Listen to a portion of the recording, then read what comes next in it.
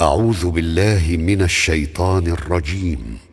بسم الله الرحمن الرحيم. واتل عليهم نبأ إبراهيم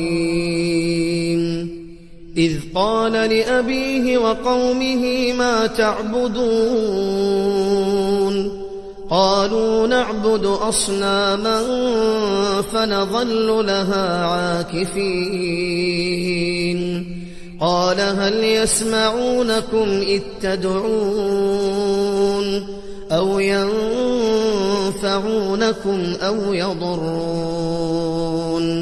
قالوا بل وجدنا آباءنا كذلك يفعلون قال أفرأيتم ما كنتم تعبدون أنتم وآباؤكم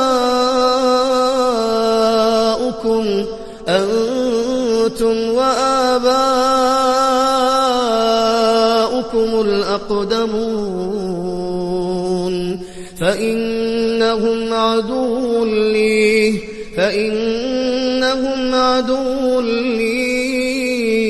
إلا رب العالمين الذي خلقني فهو يهدين والذي هو يطعمني ويسقين وإذا مرضت فهو يشفين والذي يميتني ثم يحيين والذي أطمع أن يغفر لي خطيئتي يوم الدين رب هب لي حكما